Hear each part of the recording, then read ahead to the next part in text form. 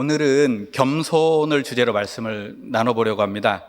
성경에 겸손에 관한 말씀이 참 많이 나오죠. 그 가운데 작은 한 부분만 좀 생각해 보려고 하는데요. 설교를 준비하면서 챗GPT라고 하는 인공지능에게 겸손에 대해서 몇 가지 질문을 해보았습니다. 그에 대한 이 인공지능의 답변들을 정리를 해보면 다음과 같습니다. 첫째로 겸손은 자신의 능력이나 지위나 성과 등을 과대평가하거나 자만하지 않는 것입니다. 즉 자신을 객관적으로 평가하려고 노력하는 사람이 겸손한 사람이다, 그런 말이죠. 이런 사람은 자신의 한계를 인정할 줄 알고 실수에 대해서도 담백하게 인정하면서 책임감을 가지고 스스로를 개선해 나가려고 노력하게 됩니다. 이것이 자신과의 관계에 있어서 겸손을 이해한 내용이 됩니다. 둘째로 겸손은 자신의 신념이나 지향하는 가치를 단단하게 지키면서도 다른 사람을 존중하는 태도다, 이렇게 말을 해주었습니다. 즉 다른 사람들의 의견이나 아이디어에 대해서 귀를 기울여 들을 줄 아는 사람이 겸손한 사람이라는 겁니다. 이런 사람은 다른 사람을 인정하고 대화하고 협력하면서 감사할 줄 아는 삶을 살아가게 된다, 이렇게 말을 해주었습니다. 이것은 타인과의 관계에서 겸손을 이해하는 것이죠. 또 겸손한 사람이 될 수 있는 방법에 대해서도 한번 물어봤거든요. 그랬더니 다음과 같은 방법들을 제시를 해주면서 이것을 습관으로 만들어 보세요, 이렇게 말을 하더라고요. 첫째로 스스로에 대해서 객관적으로 평가해보는 성찰의 연습. 둘째로 끊임없이 배우고 발전하려는 태도. 셋째, 자신이 얻은 성과에 많은 이들의 지원과 협력이 있었음을 인정하고 그들에게 감사하는 태도. 넷째, 다른 사람을 존중하고 그들과 협력하려는 노력. 다섯째로, 겸손한 사람을 찾아서 롤모델로 삼기. 참 훌륭하지 않습니까? 이게 인공지능이 알려준 거예요. 겸손과 관련해서 일반적으로 중요한 말은 거의 다 나온 것 같습니다. 옛날 같으면 이런 가르침을 얻기 위해서는 윤리학 선생님이나 고귀한 인품을 가진 분을 만나서 가르침을 받아야 했습니다. 불과 얼마 전까지만 해도 책을 읽어서 요약을 하거나 인터넷상에서 검색을 해서 방대한 양의 자료들을 일일이 읽고 정리를 해야만 이렇게 알아낼 수 있는 그런 내용들입니다. 하지만 이제는 인공지능에게 적절한 질문을 던지면 어느 정도 정리된 답변이 돌아오기 때문에 시간과 에너지를 참 많이 절약할 수 있게 되었습니다. 우리가 어떤 질문을 할 것인가, 이것이 중요하겠죠. 그런데 이런 얘기를 하면 야, 이제 목사님들 설교 준비하기 편하겠네, 이런 생각을 하시는 분도 있을 수 있죠. 근데 사실 그렇지는 않습니다. 이런 일들이 가능해졌다고 해서 하나님의 말씀을 듣는 일이 저절로 거저먹기로 되는 것은 아닙니다.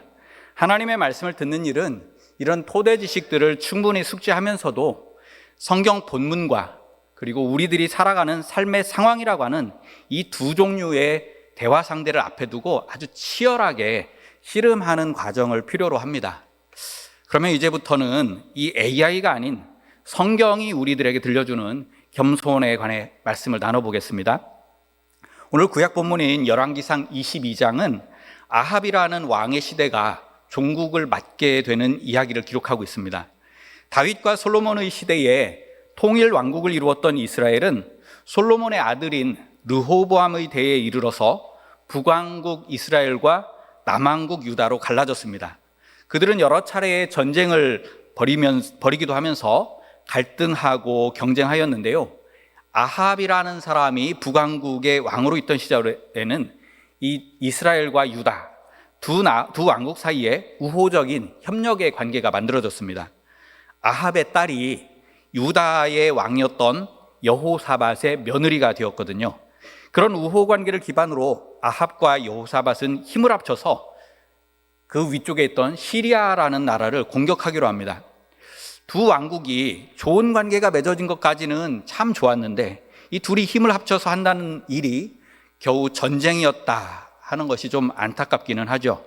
어쨌든 둘은 아합의 제의로 연합군을 결성한 다음 시리아와의 전쟁에 나섰습니다.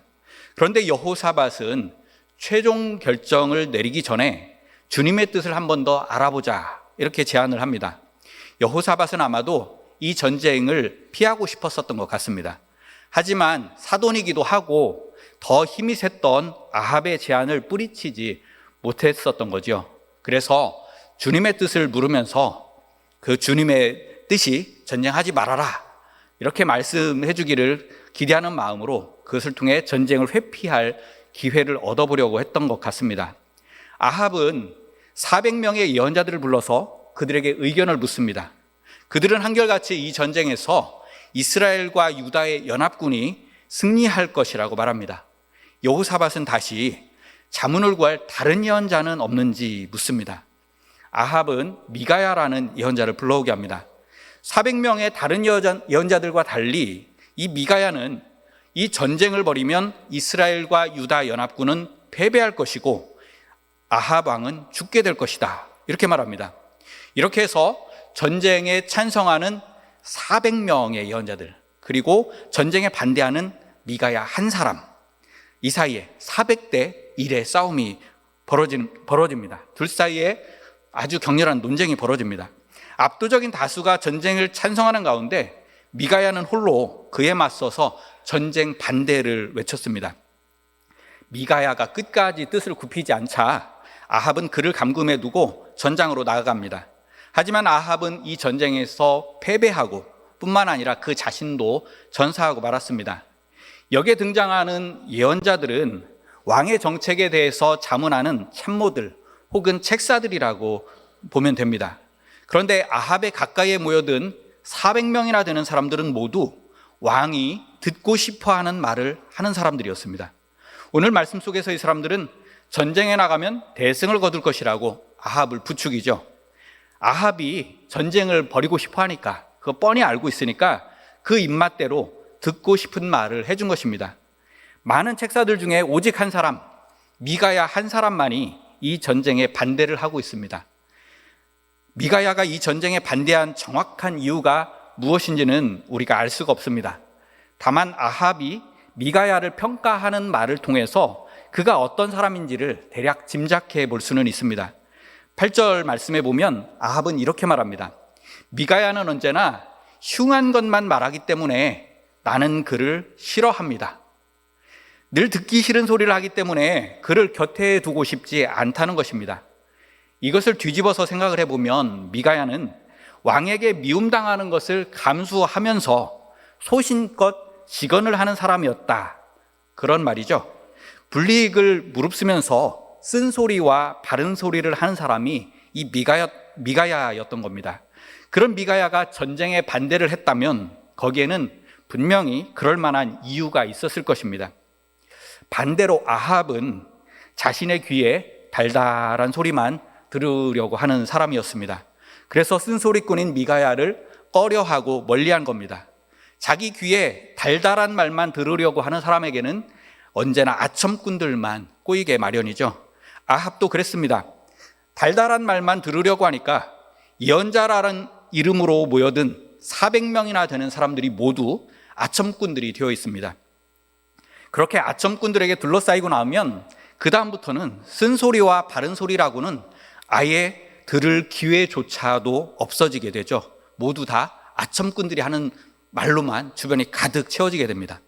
결국에는 현실을 제대로 볼 줄 아는 눈과 귀를 잃고 나락으로 굴러 떨어질 수밖에 없습니다. 아합이 그런 사람이었던 겁니다. 아합이 만일 쓴소리를 귀담아 들을 줄 알았다면 어땠을까요? 400명의 예언자들이 모두 아합이 듣고 싶어하는 말만 토해내는 일은 없었을 것입니다.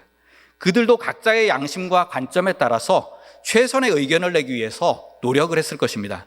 그렇게 허심탄회한 의견 개진과 토론을 통해서 정책 결정을 할 수 있었다면 아합이 무턱대고 객기를 부리면서 전쟁을 벌이지는 않았겠지요. 그리고 전장에서 비극적인 최후를 맞는 일 또한 없었을 것입니다. 우리들은 대부분 쓴소리를 싫어하죠. 쓴소리를 하는 것을 좋아하는 사람은 가끔 있지만 쓴소리를 듣고 싶어하는 사람은 정말 드뭅니다. 당장 저부터도 오늘 설교를 마치고 나서 야, 목사님 오늘 설교 참 잘하시네요, 이렇게 말씀을 해주시면 기분이 아주 좋아지겠죠. 그런데 설교 끝나고 딱 나가자마자 이러이러한 부분을 좀 고쳤으면 좋겠습니다, 이렇게 어떤 분이 말씀을 해주시면 기운이 좀 빠질 겁니다. 그러나 기운이 좀 빠질망정 그 쓴소리를 새겨 들을 줄 알아야 발전할 수 있는 것이죠. 그리고 더 중요한 것은 그 쓴소리를 새겨 들을 줄 알아야 그 약이 되는 소리를 해주는 그 사람이 내 곁에 계속해서 머무를 수가 있는 것입니다. 쓴소리와 바른 소리는 우리 인생에 좋은 약입니다. 이것이 진리라는 것을 모르는 사람은 아무도 없습니다. 그러나 그것을 새겨 들을 줄 아는 사람은 매우 적습니다. 쓴소리와 바른 소리는 겸손하지 않고서는 결코 새겨 들을 수가 없기 때문입니다. 쓴소리와 바른 소리를 달게 들을 줄 아는 것, 그것이 겸손입니다. 이런 겸손에는 생명을 구하는 힘이 있습니다. 오늘 본문 이야기에서 아합이 만일 쓴소리와 바른 소리를 달게 들을 줄 아는 사람이었다면 그는 생명을 건졌을 것입니다. 자기 자신의 생명만이 아니라 그 무모한 전쟁에 끌려나가서 희생당한 수많은 병사들의 생명을 건졌을 것입니다. 겸손한 마음은 이렇게 생명을 구하는 힘이 됩니다. 하늘의 영광을 버리고 종의 모습을 취하신 예수님의 겸손이 우리의 생명을 구했잖아요. 그와 마찬가지로 주님께서는 우리의 겸손을 통해서 또 다른 생명을 구원하는 데도 사용하십니다. 최근 몇 년간 우리는 기후재앙의 시대에 들어서 있음을 뼈저리게 경험하고 있습니다. 기후변화의 여파로 곳곳에서 홍수의 피해, 가뭄과 열사의 피해, 혹한의 피해가 번갈아 일어나고 있습니다. 지난 여름에는 우리나라에 닥친 홍수로 오송 지하차도 참사를 비롯해서 많은 생명들을 잃어야 했죠. 그리고 지난 9월 11일 리비아에 쏟아진 대홍수는 1만 명 이상의 생명을 앗아갔습니다. 이러한 기후재앙들은 인류의 과도한 개발과 과도한 소비 문화로 인해 만들어진 온난화의 결과물입니다. 이러한 현상들은 지구 생태계가 우리 인류에게 보내는 쓴소리입니다. 이대로 가다가는 다 같이 죽는다고 경보음을 울려주는 것입니다. 우리는 이 쓴소리를 깊이 새겨 들을 수 있어야 합니다. 그래서 욕심은 좀 줄이고 생태적인 삶으로 삶의 방식을 바꿔나가야 합니다. 화면에 보시는 거는 우리 파란 하늘 어린이집 앞에 붙어있는 캠페인 현수막이에요. 우리 파란 하늘 어린이집 어린이들도 이렇게 바꾸겠다고 다짐하고 있습니다. 그래야만 지구 생태계를 지킬 수가 있고 우리 자신과 후손들의 생명을 구할 수가 있습니다. 우리가 이 쓴소리를 들을 줄 아는 겸손을 배우는 것이 지구 생태계의 생명과도 연결되어 있는 것입니다.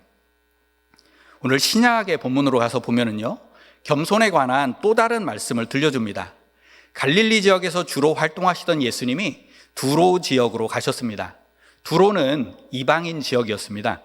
아마도 잠시 쉼의 시간을 갖기 위해서 그곳으로 가셨던 것 같습니다. 그런데 한 그리스인 여자가 찾아와서 예수님의 그 쉼을 방해합니다. 귀신에게 사로잡혀 고생하는 딸을 고쳐달라는 것이었습니다. 그런데 예수님은 그 여자의 간청을 냉정하게 거절합니다. 자녀들의 음식을 개들에게 줄 수는 없다는 것이었습니다. 이 그리스 여인과 그 여자의 딸을 개로 지칭한 것입니다. 우리 문화에서나 유대 문화에서나 사람을 개로 표현할 때는 대단한 경멸의 말이 됩니다. 유대인들은 유대인이 아닌 사람들을 이방인이라고 부르죠. 이 이방인이라는 말은 우리말에 오랑캐라는 말처럼 굉장한 경멸과 혐오와 증오를 담은 표현입니다. 그런데 그것으로도 성에 차지 않아서 그 이방인들을 더욱 멸시하려고 사용한 말이 개라는 말이었습니다. 특히 그리스 사람들은 유대인들이 가장 혐오하고 증오하는 사람들이었습니다. 우리와 일본 사이의 관계처럼 그리스 사람들과 유대인들 사이에도 역사적인 원한이 맺혀 있었기 때문입니다. 하지만 그렇다 손 치더라도 다른 누구도 아닌 예수님이 이 가련한 여인과 그 딸을 개 취급을 하다니, 이거 참 기가 막힐 노릇이 아닙니까? 누군가는 이 모습을 보고 예수님 정말 실망이에요, 이렇게 말하면서 시험에 들만도 한 그런 장면이죠. 예수님은 왜 이러시는 걸까요? 이 말씀을 오해하지 않기 위해서는 문맥을 좀 더 살펴보아야 합니다. 오늘 말씀의 바로 앞장면에서 예수님은 율법학자들과 논쟁을 하였습니다. 그들은 예루살렘에서 내려온 율법학자들이었습니다.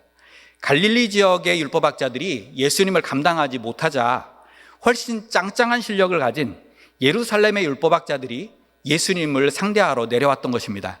그들은 예수님의 제자들이 유대교의 정결 규정을 제대로 지키지 않는다고 꼬투리를 잡아서 공격을 했습니다. 그렇게 해서 예수님과 그 추종자들을 찍어 누르려고 했던 것입니다. 그들의 그 공격에 대한 예수님의 답변을 한 문장으로 요약을 해보자면 이런 것입니다. 당신들은 유대교 전통의 거칠에 매달리느라 율법의 근본 정신을 놓치고 있다. 율법의 근본 정신은 출애굽, 즉 인간 해방에 있는 것이거든요. 사람을 해방해서 정의와 평화를 누리게 하는 것이 율법의 근본 정신인데, 그런 율법을 가지고 사람을 억압하고 멸시하는 도구로 사용하고 있다고 나무라신 겁니다. 오늘 말씀은 이 사건 바로 뒤에 배치되어 있습니다. 유대교 전통에 대한 비판의 연장선상에 있는 겁니다. 그렇게 볼 때 자녀들의 음식을 개들에게 줄 수는 없다 하는 예수님의 대사는 예수님의 본 마음을 담은 말이 아닙니다. 당신들에게 나눠줄 하나님의 은총은 없소 하는 그 당시 유대교 전통의 생각을 대신 말해준 것입니다. 당시의 유대교 전통이 얼마나 본래의 정신으로부터 일그러져 있는가 하는 것을 예수님이 직접 보여주시는 겁니다. 유대인들은 당신들을 개로 취급하는데 어쩌자고 그런 유대인에게 와서 도움을 청하는 것이요, 이렇게 그 그리스인 여자에게 묻는 겁니다. 예수님이 이렇게 묻는 또 하나의 이유가 있는데, 그것은 그리스인들도 유대인들을 무척이나 경멸하고 있었기 때문입니다. 그리스인들은 다른 민족들을 바바리안이라고, 즉 무식한 야만인이라고 그렇게 불렀습니다. 게다가 유대 땅은 오랫동안 그리스 제국의 식민지였던 터라 그리스인들은 유대인들을 대단히 하찮게 여기고 있었습니다. 이렇게 유대인과 그리스인 사이에는 서로를 향한 혐오와 멸시와 증오가 흐르고 있었습니다. 편협하고 배타적인 선민의식에 사로잡혀 있는 유대인들의 교만이 한편에 있었고, 또 최고의 문명인이라는 우월감에 가득한 그리스인들의 교만이 한편에 있었습니다. 이 양쪽의 교만이 서로를 향한 혐오와 멸시와 증오를 만들어내고 있었던 것입니다. 자녀들의 음식을 개들에게 줄 수 없다 하는 이 예수님의 말씀은 이 양쪽 모두의 교만에 대한 하나의 도전이었던 겁니다. 유대인들은 그리스인을 개로 취급하고 그리스인들은 유대인을 하찮은 야만인으로 여기는데, 그리스 사람인 당신은 어쩌자고 유대 사람인 나에게 도움을 청하는 것입니까? 이것이 그 말씀 안에 담겨 있는 물음입니다. 이 여인은 어찌나 총명했든지 그 말뜻을 다 알아듣고 이렇게 대답합니다. 주님, 상 아래에 있는 개들도 자녀들이 흘리는 부스러기는 얻어먹습니다. 이게 무슨 말입니까? 예, 저를 개라고 불러도 좋습니다. 아니, 내가 진짜 개가 되어도 좋습니다.